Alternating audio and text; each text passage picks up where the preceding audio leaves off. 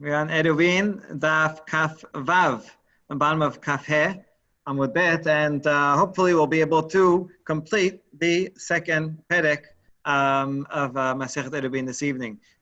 We have for you tonight on the menu, first a kind of humorous story about the Resh Galuta. He's trying to redefine some space, and so we're going to learn that residential definition of a residential space has to, the things that the furniture in there has to precede the walls, not come after it. Okay, so we'll see that interesting story. And then we're going to go back to the Mishnah. The Mishnah included three opinions of Rabbi Eliezer. That's Rabbi Eliezer ben Hurrikanus, who had, lots of very old traditions. He said three things about which we could not find parallels. So one is about the maximum size of a karpef. All the other rabbis said it's 2 se'ah. He says 30 se'ah. We're going to talk about someone who forgot to join an eruv, and the machloket about that. We'll get to a very interesting discussion about is language subjective or objective. And finally, literally on the menu, maror, what is the species of maror? A short discussion about that. Okay, so now for the story. He avar nekah. Avar nekah is means a pavilion. Derivation is from an old Persian word. The Persian word is khwarnak. You can see the obvious connection between avar nekah and khwarnak. They share like one letter. Okay, that's the problem with Middle Persian. It's quite difficult, and all the letters change on you as you're looking at them. All right, that's from my one semester of Old Persian. I have enough knowledge to know that it's really confusing. But in any case, it means something like a pavilion. Bustane,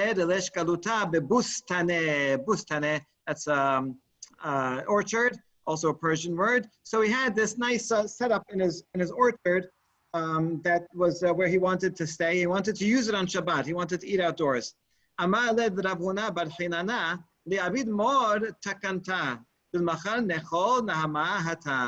Okay, so this orchard was enclosed not for the purpose of a residence. Although in general, if you have trees, it could be called a residence because you walk around in it. In this particular case, it was not so. And so he enclosed an area that was more than 2 bet se'ah. If it was less than 2 bet se'ah, then they'll be okay. But more than 2 bet se'ah, not for normal residential use, and that you cannot carry here. However, then he came afterwards and he built this pavilion. It doesn't have to look exactly like this, but something like this. And he wanted to use it on Shabbat and eat out there, so he wanted to be able to carry. So he asked the rabbi to set something up so that he would be able to do that. So Rabbi Rav Huna bar Chinena azal avad kaneh pachot mishelosha. So what he did is simply he took some poles and put them less than 3 apart from each other, and that way made a path connecting his house to the area. And this area might have had some walls around it, maybe some temporary walls, as we'll see in a minute. And so this would be a very nice solution, and now he can have his beautiful Shabbat lunch outdoors, so he's all happy about that.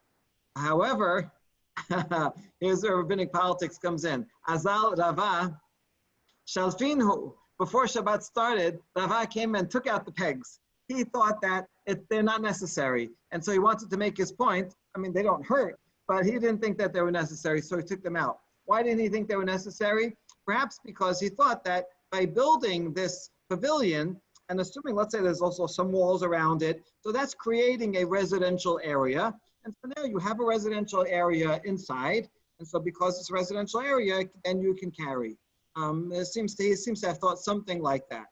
And he had supporters. His students, Azal Rav Papa, Rav Huna Bered Rav Yoshua, Naktinhu mi batre. So the students followed him and they collected these reeds so that Rav Huna would not be able to replant them. So not only did they undo what Rav Huna did, they also hid the evidence, hid the poles to make sure that they would not be there again. Okay, their point was not to annoy the Resh Galuta, but rather to show their halacha that this is not necessary, and don't go starting and making up chumrah.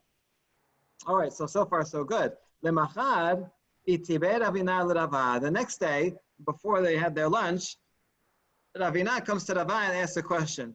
He's probably younger. And he says, Ayir hadasha modedin la mishibataha, bishana mehamota, mehomata. In a case, this is talking about now Tichum Shabbat, 2,000 amot away out. If you have, let's say, a setup like this, where you have a city that has walls, but there's space between the houses and the walls. So when you want to calculate Tichum Shabbat, those 2,000 amot, you count from the edge of the houses or from the edge of the wall, right? That's a good question. And so the halacha says it depends on which came first. Ezo chadasha ve'ezo yeshana, chadasha shukfa ulbasof yasheba. If the wall was built first and in an empty city, so that wall is not considered significant because it's not surrounding anything. It's not yet a city with nobody living there. And so in that case, you measure 2,000 amot from the houses that came second. However, yeshana, yeshava ulbasof hukfa. An old wall is called one where the city came first, the houses came first, and then the wall came after. In that case, even though the wall was made with room to expand, the wall is a significant wall because the city came first. And in that case, you measure 2,000 amot from the wall. And so what's the relevance? This case is like where the place where you built a wall first and only then built something after. Since the wall was built first and an empty piece of land, it's defined as not a place of residence. And therefore the wall does not change definition, even though you built something inside it afterwards that is for residence, the area is still called non-residential. And therefore, Ravina tells Rava, you miscalculated. And this area, the building of the pavilion, does not change its definition. It's more than 2 se'ah. That's too much. That's too big for a non-residential area. And therefore, you cannot carry in it. Okay, we don't have Rava's response, whether he agreed to it or not, but we do have the response of his students. Those same 2 students who went and collected the reeds and hid them, they now come to support the questioner, to support Ravina. They're coming and now they're challenging the rabbi, Rava, who they just now supported and made it impossible to rebuild. So they come and say, oh yeah, that's a good point.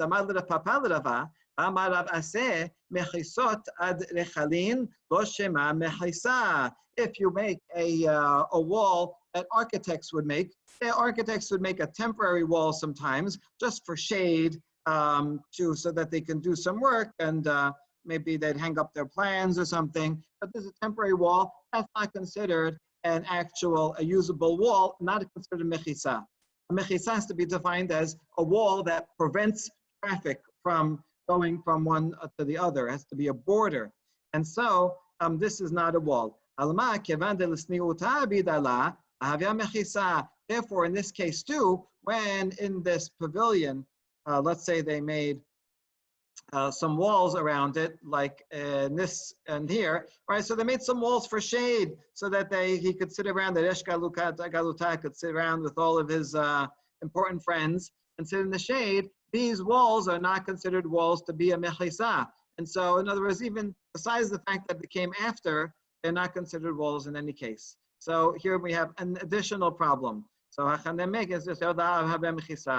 okay, so as if that's not enough, yet a third challenge to Rava's ruling. That's the other student of Rava who hid the poles. And he says, if you have walls that are made for resting objects, like for hanging things on it, kind of like in this picture, they're hanging their hat on it, or you put something next to the wall just for protection from someone getting it. That's not considered a halachic partition because it's not made for separating areas. So that's not a mechitza. And we know that from a different case altogether. When Rabba Bar Abu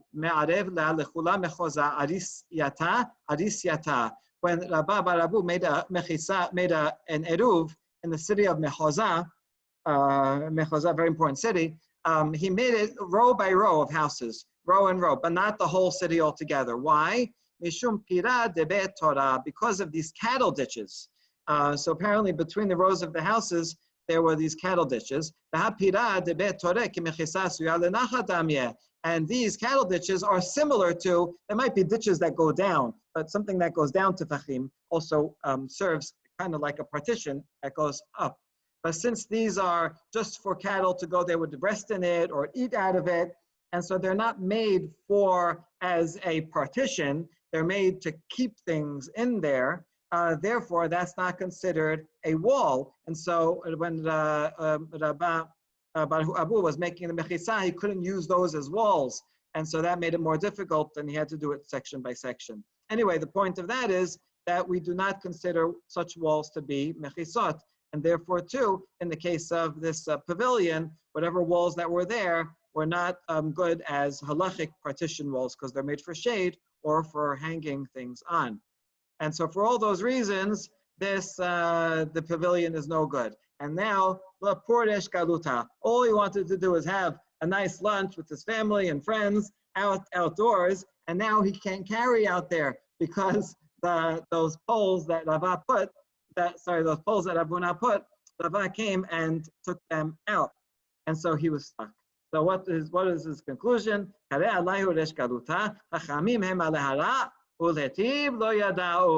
sages, they're very smart when they want to do evil, meaning here, when they want to take away the poles and destroy something. Now all of a sudden, they can't figure out how to make it kosher. Right? So on Friday, they had all kinds of reasonings why you don't need them. On Shabbat, they realized all kinds of explanations why you would need the poles. But by then, it's too late. So poor Resh Galuta was kind of upset. And this is a great story because it shows some of the interaction between Resh Galuta and the rabbis. Resh Galuta himself sometimes was a great sage, sometimes not. So he kind of relied on the rabbis, but often there was also some tension between them. So I think that's a pretty funny story, but also one that teaches us some important halachic principles about definitions of walls. Okay, so next we go back to the Mishnah, which was back on Kaf Gimel. The Mishnah mentioned in the name of Rabbi Eli 3 traditions that he heard from Rabbi Eliezer. One of them is that afilu kebet kor, even if a garden or karpeth, a non-residential area. Most of the rabbis said the maximum can be two se'ah. However, he says a bet kod, which is 30 times a se'ah, 15 times larger than what everybody else said. Okay, so we're going to discuss that for a minute. Shamati Rabbi Eliezer afilu bet kod. Let's quote from the Mishnah. Matnitin ela kehananya. Tanya, Hananya Omer afilu hi 40 se'ah ke-isteratia shel melech. So Hananya had a different opinion. He said that an enclosed area that's not used for residential space can be as big as 40 se'ah. So that's different. Rabbi Eliezer said 30 se'ah. Hananya says even bigger, 40 se'ah. So therefore, they're not the same opinion. And how does he know that? From the courtyard of a king. King's court is that big. All right, how do they know that? Both of these, both of Eliezer and Hananya learn it from the same pasuk. Shne'emar, Vahi Yeshayahu lo yasa el haser hatichona keti ba'ir vekarinan haser. Mekan le'isteratia shel melech shayu kayarot shel benoniyot. Okay, we're going to learn it from this pasuk, which I have here. So pasuk is about Yeshaya. The Navi goes to Chizkiah. After Chizkiah sins, Chizkiah went and showed off the treasury to foreigners. This was a bad thing to do. He became sick. He almost died, but he prayed, and then he got better and had some more years of life. So Yeshaya goes to Chizkiah to tell him the bad news, says you're sick and you're going to die. However, and then he leaves. Yeshaya leaves. As he's walking out, Chizkiah prays, and after he prays, Hashem says, Yeshaya, go back and tell him now good news, right? That he's sick, he will feel better. So the pasuk says Yeshaya had not even gone out of the middle court. In other words, that's how quickly the prayer was answered. Just walking for a couple of minutes, and he already said, turn back. But Hashem haya elav lemor. Okay, so it was in this court. Now this word for court is a kri uchtiv. It's written in the Tanakh. It's written ha'ir. However, we're supposed to read it chaser. Okay, so it's one of these words. The Kriya Tiv actually is completely different meaning, right? They leave the city or just the courtyard. It means a difference in meaning. If he left the city, that would mean, maybe that's a half hour or an hour walk, and then he had to come back. Chaser is like just a few minutes. But anyway, the Gemara is taking them not as different words, but rather, since one is Kriya and one is Ketiv, therefore they're parallel words, they're synonymous words. So Ha'in and Chaser mean the same thing. How could it mean? They look almost the same. They look the same. He Yeah. and Chet, Ayin and Sadi and Resh. Oh, very cool. Fantastic. All right. They look the same in Kitav Ashuri. I'm wondering if they look the same in Kitav Ivri. I don't think they do. Okay, very interesting. So this could be a scribal change. Yeah. That would fit with the theory of Radak about what Kriya Uchtiv is. But anyway, the rabbis say, therefore, these are the same. So in what sense are they the same? It means that a king's chatzer is equal in size to a city, to a medium-sized city.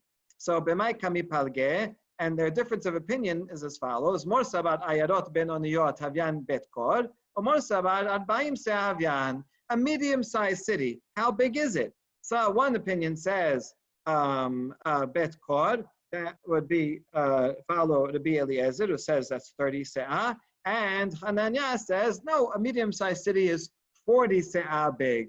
And so since they have a different definition of how big a medium-sized city is, that's the same size as a king's court.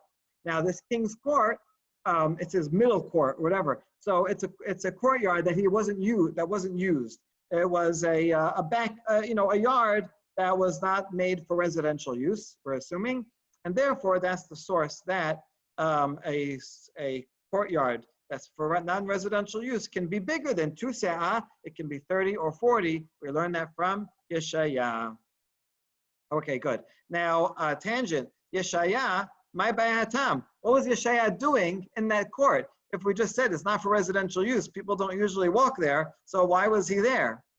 Amar Rabba bar Hana, Amar B'Yochanan, melamed shehalach Hizkiya, vehalach Yeshaya, ve'oshiv yeshiva al pitcho. Oh, Yeshaya wanted to help Hizkiya, so he went to that courtyard to build a yeshiva there, so that students would come and study, and the merit of that Torah study would help him get better. Hizkiya was, after all, a good king, and so in order to help him out, this is something that we should do in general. Anytime someone, a sage, gets sick, well, we should do that. Build something around him in order to help. 1 second.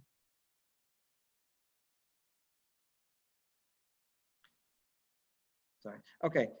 So we should do that. After the Gemara says that, it rejects it. No, actually don't do that. This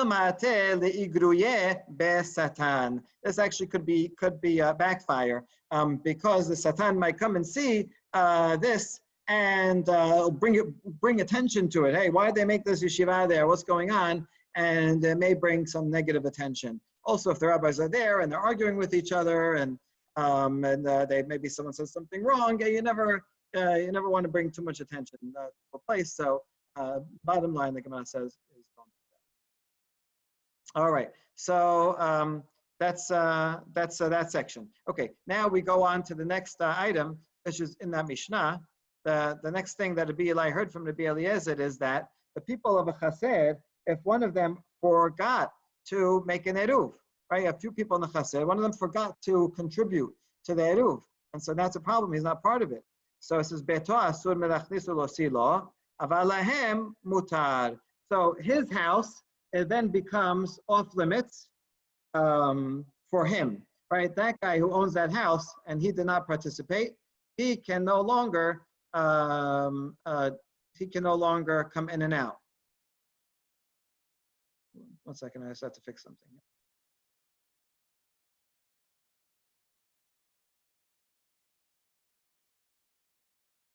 Okay. he can no longer come in and out. But the other people who were in that area, they can come in and out of their own homes and even into that guy's house. Okay, so Rabbi Eliezer is pretty mekel in terms of this. Okay, so beto asur. Now we have a contradiction. V'hatenan. We have a Mishnah later on in Masechet Eruvin that says beto asur lo siulachnis lo belahem. If one person does not contribute to the eruv, then his house is off limits for everyone. Right, the owner of that house and all the other people in the courtyard cannot bring anything into that man's house or outside of his or out of his house. For everyone. Now, this is much more stringent than what Rabbi Eliezer said. Rabbi Eliezer said that person's house is off limits for the owner of the house. Well, he can stay in the house, but he can't go in and out. He can't bring things in and out to the courtyard. But everyone else who did participate in the eruv can carry into and out of all the houses, even that guy who did not participate. So we have a machloket here, or the contradiction, and so we're wondering what to do with this. Amar Rav Huna bered Rav Yoshua Amar Rav Sheshat. So Rav Sheshat is saying, don't worry about it, we can solve it. Rabbi Eliezer and Rabbanan. One is Rabbi Eliezer, one's Rabbanan. This is kind of obvious because our Mishnah says this is the opinion of Rabbi Eliezer, and that Mishnah is some Mishnah. So that's Rabbanan. Okay, so actually this is not a very difficult thing to figure out. We're gonna Rav Sheshat continues. כשתמצא לומר, לדברי רבי אליעזר, המבטל רשות חסרו, רשות ביתו, ביטל. He's explaining further. According to Rabbi Eliezer, when a person gives over authority, right, nullifies his right to the courtyard, then his house goes along with it. Whereas for Rabbanan, המבטל רשות חסרו, רשות ביתו, lo bitel. When a person gives a right to his courtyard, then his house does not come along with it. So therefore, according to Rabbi Eliezer, the house and the courtyard go along together with it, and therefore all the people can go. Since they all can go to the courtyard, they can also go to his house. Where at Rabbanan, they separate the house from the courtyard. Okay, now all this we say is Peshita. Isn't it obvious that this is the opinion of Rabbi Eliezer and the other Mishnah's opinion of Rabbanan? It just said that.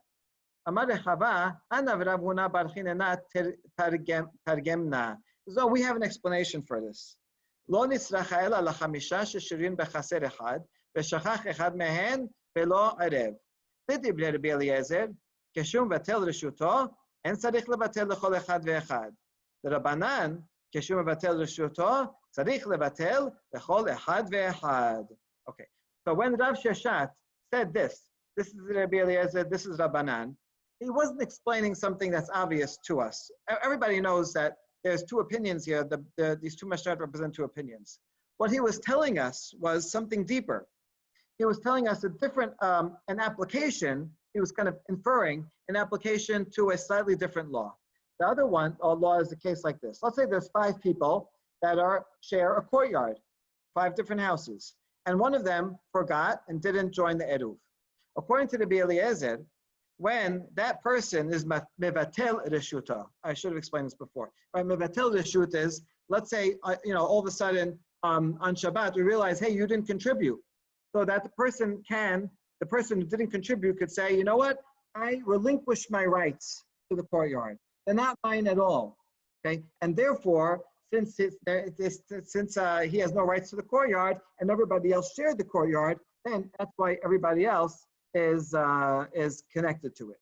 Okay, so according to the Rabbi Eliezer, when the person does that, he has to do that to each and every one of the other residents. So, right, so Mr. Cohen, let's call him, who forgot. Mr. Cohen has to go to A, B, C, and D, all the other residents, and tell them specifically, I give you my rights to the courtyard. I give you my rights, let's say it to each one. Sorry, he doesn't have to do it. According to Rabbi Eliezer, he does not have to. According to Rabbanan, the person who forgot, Mr. Cohen, and didn't do the eruv, he has to go to each and every one and say, I forgo my rights. Okay. Now, is it a permanent foregoing of rights, or is it just for that Shabbat? would only be, it depends what depends what he says, but I think it would only be for that Shabbat. He's not, the next Shabbat he'll contribute. Mm-hmm. I mean, But it's not about the Eruv, it's about his rights in the courtyard. It's about his rights in the courtyard. You can't join courtyards if one person says, I don't want to join, right? So then that's a problem. It creates a problem for everyone, right? In other words, if a person says, doesn't contribute and doesn't relinquish his rights, then the courtyard is now not shared. It's not other people, no one else can carry there either, right? That it destroys the Eruv. So there's a big problem. Where we have this problem in modern Eruvin, because first of all, we don't go to every person that lives in a city and ask them if they are willing to contribute, or if they're even willing to forego their rights to the common space. So what we do is a kind of a presumption. We say zakin le'adam shelo b'fanav. You can benefit someone even without their knowledge, right? I can pick up an item and say, hey, this water bottle, I'm picking it up for Michael, right? And so it's a benefit for Michael to have a water bottle. So therefore, that is his property. I don't have to ask him permission. And so we say that having an eruv is good. It's a good thing, objectively. And so therefore, we assume that everybody, even if they're standing up with a sign saying, no eruv, down with the eruv, we don't care, right? We assume that it's a good thing. And so everybody automatically relinquishes their rights. Okay, that's a kind of a loophole that we use for modern Eruvin. But in those days where it was actually just 5 people, then they're all there. So then you had to go to each person personally. So back to this, although Rav Sheshat only said the words about this is Rabbi Eliezer and that's Rabbanan, what he meant to say is that you can draw a corollary to it. Just like Rabbi Eliezer is lenient in this case. And when he says a person gives a right of his chatzer, he also, we assume, renounces a right to his house. And that's why the other residents are allowed to go and enter his house too, bringing things in and out, because he made his house kind of public domain, hefker. He can't, because he doesn't have a right to the courtyard, because he relinquishes everything.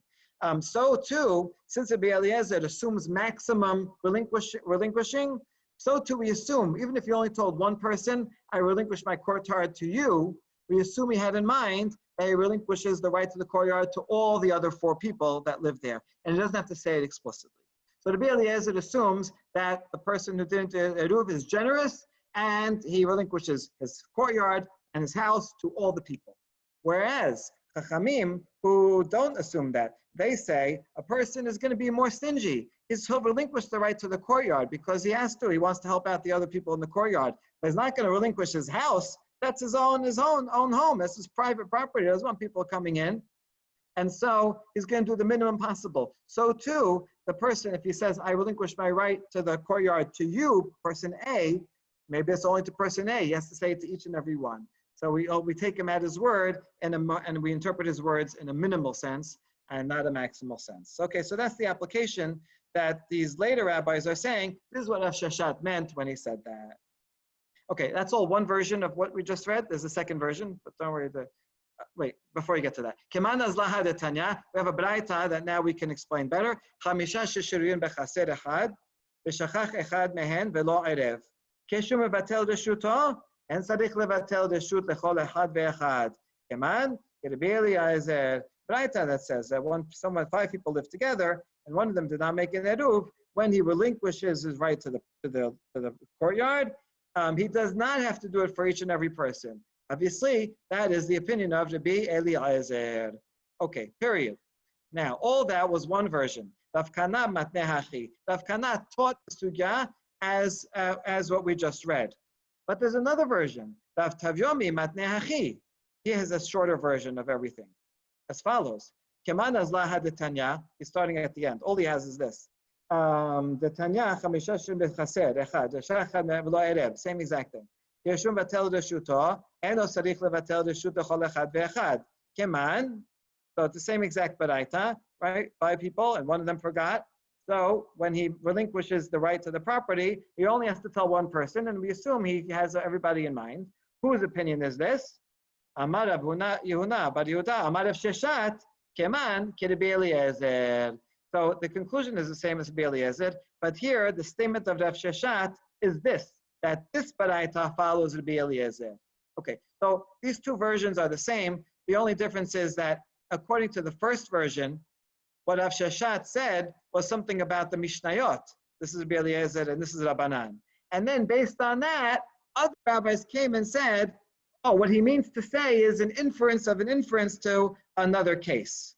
Whereas according to the second version of Rav Tivyomi, Rav Sheshet addressed this case in particular, directly, the case of the five residents. Okay, which of these two versions is the earlier one and which is a later one? Well, we can take guesses. My guess would be that the longer version is the original one. Rav Sheshet did not actually say this directly. This is a derivation. And then later on, although Rav Sheshet did not say it fully, the later rabbis say it in his name because it was an application of the statement he said. And so maybe this is like two different styles. Rav Kana preferred to quote the sage exactly what he said and show the reasoning of how we got from A to B, whereas Rav Tivyomi doesn't mind paraphrasing what the sage said and putting in his mouth the derivation, although he didn't actually address that case directly. All right, so that's the second part. And now, finally, to the last part of, still more on this. Okay. Amar le Papa Baye, Rabbi Eliezer, Iamar la mebatelna, Urabanan, Iamar mebatelna, my. Okay, now we get to the question of language, being objective or subjective. All this that we were speaking about is going by the person's psychology. What do we assume a person means when he says, I want to relinquish my courtyard? Do we assume he means also his house or not? Papa's question is, what if a person says it explicitly? According to the Rabbi Eliezer, who assumes people give maximum, right, are generous, what if he says outright, I don't relinquish the right to my house, right? Then what? Then do we go by his words or by the presumption that you said? And the opposite way, according to Rabbanan, that we assume people are more stingy in their giving away of what they own. And so what if a person says explicitly, I do relinquish my rights to my house? So do we follow his words? Or do we make a presumption that even though he said that, he didn't really mean it? They do like mind reading, and we assume that all people mean the same thing. So what's the answer? So first let's clarify the question. Batel reshut hasero, reshut beto bitel, v'hayamad ana lame batelna. Do we say, according to the Rabbi Eliezer, is thinking that someone who relinquishes the rights to the courtyard, he also, we assume, relinquishes the rights to his house, but this person says, I don't want to, right? So therefore, we go by his words. Or dilma, meaning it's subjective. Or dilma,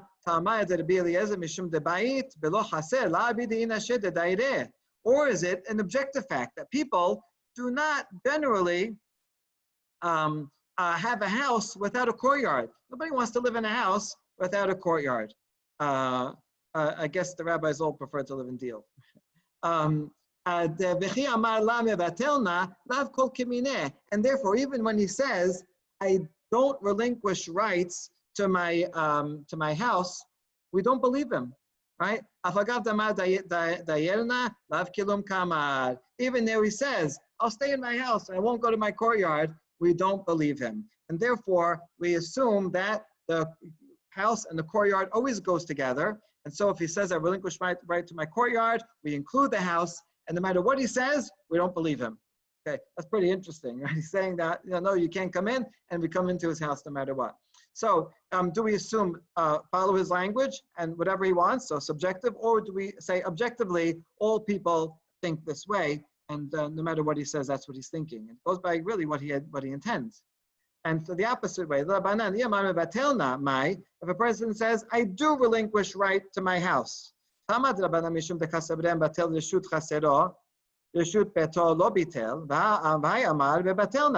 it because we assume most people, when they say, I want to relinquish right to my courtyard, they do not mean their house. But he said, yes, my house too. So we should follow his words. Or Or do we say nobody in their right mind would ever remove himself from both his house and his courtyard?